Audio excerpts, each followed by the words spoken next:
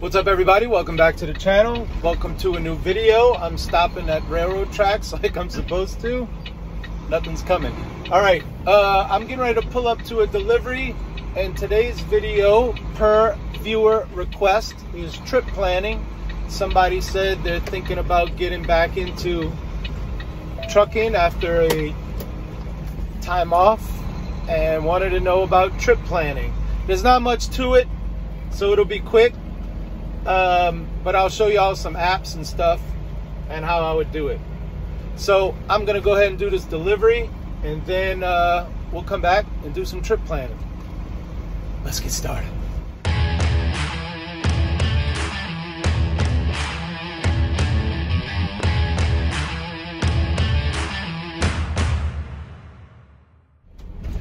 She's leaving.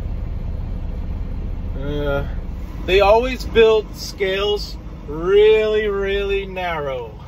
I don't know why they can't make them a little bit wider than this. This one's got bumpers on it. Some of them are just an edge. And if you drive over the edge, check your weights. Got on the scale, he weighed me in, printed the ticket. As I was walking out, I looked at the weight he had. It was 500 pounds lighter than when I weighed out at the shipper.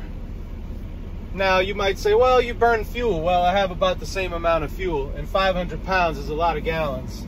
So I knew something wasn't right.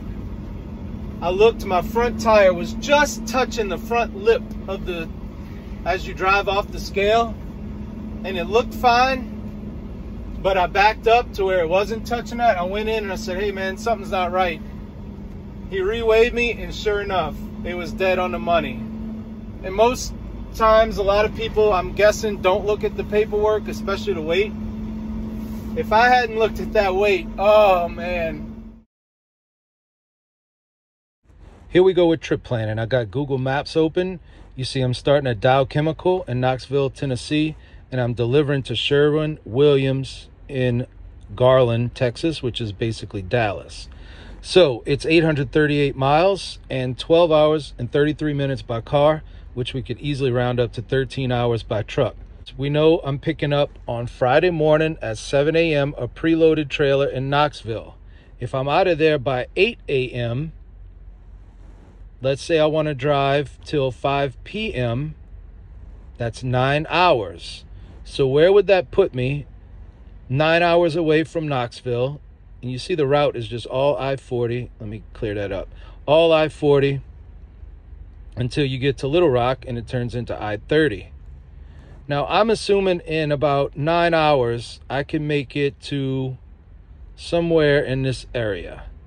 So we need to try to find a truck stop. How would I do that? I go to the Trucker Path app, which is right here. Okay, I'm in Knoxville. I'm guessing that in 9 hours, I can make it somewhere around, let's just pick a random place. I like to pick Love's because I get my fuel there because I get a discount, so I get rewards points. So this one is in Prescott, Arkansas. Oh, I've stayed there before. Now if we look for directions, it tells us that it's 8 hours and 50, so basically exactly 9 hours. But my delivery is not the next day, Saturday. It's Sunday morning at 7, so I'm gonna have Saturday off. Great. Saturday off in Prescott, Arkansas.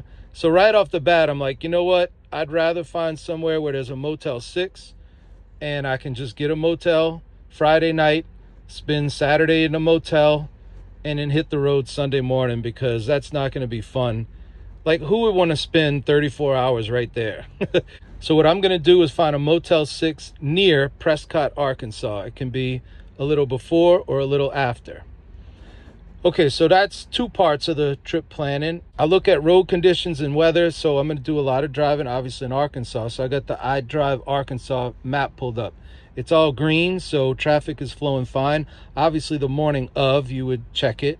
See, that's live traffic. If you look at the legend on the right, you've got work zones, travel conditions like weather warnings. So I would also check the apps for the DOTs of the states that you're in.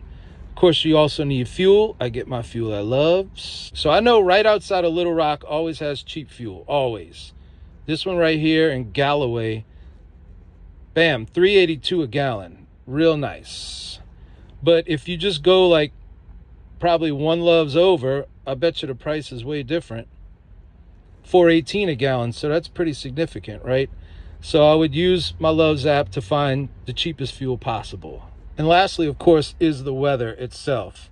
So I use the AccuWeather app, and then we'll look at the daily. So we see Friday, it's going to be chilly at night. We're not looking at any rain Friday or Saturday. It's looking good. So, of course, you would keep checking weather. Obviously, you don't just check it once. And what I would do is have a couple of contingencies in case there's traffic. In other words, I might not be able to make it all the way to Prescott if there's a bad traffic jam or something like that. So in that case, I might pick a city or an area that's, say, an hour or two before Prescott. So as I'm driving, I might have something in mind, like, okay, I ran into a bad traffic jam. I can't make it to Prescott. So how about the Pilot right here? And, oh, I've stayed at that one. See the Cracker Barrel? I ate there at the Cracker Barrel, and they have fried chicken now. So I went in there, and I said, yeah, I'd like to order the fried chicken. Oh, let me go see if there's any left. The waitress comes back. No, the cook said we just sold our last fried chicken. People sit down at the table next to me, and it's a different server. Hi, can I take your order? Yeah, we all want the fried chicken. All right. They all got fried chicken. Now, they told me that they were out. How come the table next to me all gets fried chicken? Oh, man, I was so... Anyway, so this would be my contingency plan. The Pilot in Cato Valley, Arkansas. So that's my little trip planning lesson. I hope this helped you. Anybody who needed help on this, but particularly Christine, who asked the question. That's all I got. I normally don't show footage of just driving, but sometimes you drive through some stuff that just looks so incredible. You just got to capture it on film. I need to photo document this. I-40 westbound, just crossed out of North Carolina and into Tennessee. All right. That's it for this part of the video, and some of you don't like my stories and are leaving me now, and that's fine. I don't blame you. But I hope you enjoyed this part of the video, and I hope to catch you on the next one. But for those of you who are sticking around for story time, let's do story time. Today's story time is going to be about kind of like the mental fatigue of driving, because people ask, you know, how do you drive such long hours? The hours don't really get me. Sometimes it's the conditions. And I remember when I first started driving out Wyoming, I got put on this run hauling jet fuel from Newcastle, Wyoming, which is on the eastern border, basically with South Dakota, to Jackson Hole Airport, which is on the western border, more or less, with, I guess, Idaho, in winter time, and just going back and forth. Mamma mia. It's not just snow or wind. People don't realize the fog and the icy roads and the black ice and all of that stuff that you encounter. And I did it for like a month straight. And honestly, at the end of the month, I was like a zombie. From like driving, gripping the wheel, the fog in Wyoming would be so dense, and it would be like that for hours and hours and miles. And you know me, getting started at 3 in the morning, and I wasn't on I-80. I'm gonna tell y'all a story maybe next week called the man's route. Another driver told me he lived in Wyoming in Rawlins, and he's like, he made me take the man's route to make a man out of you. Well, it does. But we're not going to talk about the man's route right now. It's just the mental fatigue of, if you do that day after day after day, freezing cold, you know, you stop at a truck stop, you get out, the snow is blowing like sideways across the ground, right in your face. nothing nice either. It's not like you had a nice truck stop. I'd be in Wright, Wyoming, W-R-I-G-H-T. And it's hard. I guess the point of the story is that's what's difficult. Like wintertime in truck driving, if you're out west, especially in a place like that, and you just can't get out of it for like a month straight, like dispatch could hear it in my voice. Like after that month of going back and forth, they'd be like, "Are you all right, man?" And I'd be like, I don't know. Just my voice. I couldn't fake it. I couldn't be like, "Yeah, I'm fine." No. And one other piggyback story. I was on the highway from Newcastle to Wright, Wyoming. I was going to stop at the truck stop. There's one truck stop in Wright, Wyoming. No truck stops in Newcastle. And I was on this highway. It's a 2-lane highway. Whenever I say 2-lane, I mean 1 lane in each direction. And it was the first time I hit any kind of black ice. There's no shoulder.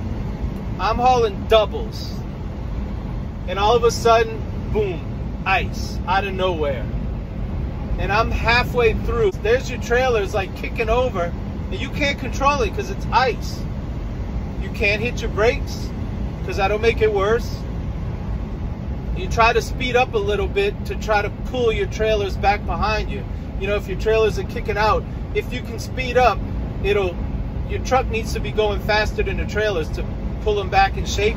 Future Jay here. A part of the story that I didn't mention, but it's kind of important, is I had just gone down this highway, Highway 450, Wyoming 450, in the other direction to Wyoming Refinery to load my trailers with the jet fuel. And it was perfectly dry, no problems whatsoever. But there was some clouds rolling in, but there was no issues. I got loaded, turned around, and came back. So within, say, 2 hours, the roads went from perfect to black ice. So I was kind of surprised as I'm driving. It's a 68-mile stretch, and I got about 30 miles in. And all of a sudden, I wiped my feet. I was like, where did this come from? And then it was just a little patch of ice. And then you gain control and you're fine. And then next thing you know, I wipe my feet again. And you can tell because the RPM gauge, tachometer, shoots up. And then it goes back down when you regain traction. And so I was like, immediately, uh-oh, something happened in the 2 hours that have passed since I've been on this stretch. And of course, at that time, you immediately reduce your speed. I mean, immediately reduce your speed, not by hitting the brakes. You just let off the accelerator, no Jake brake. And so at this point, I'm going fairly slow, but the patches of ice were getting bigger. And there's no place to pull over, no place to turn around. You are 100% committed for the next 30 miles. Okay, back to the story. All of a sudden, here comes a pickup truck coming towards me. And remember, it's a 2-lane highway. There's no place for him to go, no place. And I look in my mirror, and my trailers are in his lane. Now, he can't slam on his brakes either. There's nothing we can do except pray to God that we make it out of this. So I gave it a little bit of gas to try to pull him trailers straight, and it worked. And this guy must have been, I don't know his state of mind, but you can imagine if you're driving like I'm driving now, and you're looking, coming straight on, is a trailer full of jet fuel in your lane. By the grace of God, I got back in shape, and we passed each other. And when it was the nick of time. I don't know where that phrase comes, like, who's Nick? But it was the nick of time that that guy almost didn't make it home that night. I'm not trying to overstate it, but it was that close. Boy, I just looked in my mirror, and there he goes. And then I turn and get on the main highway, and it's got ice on it too.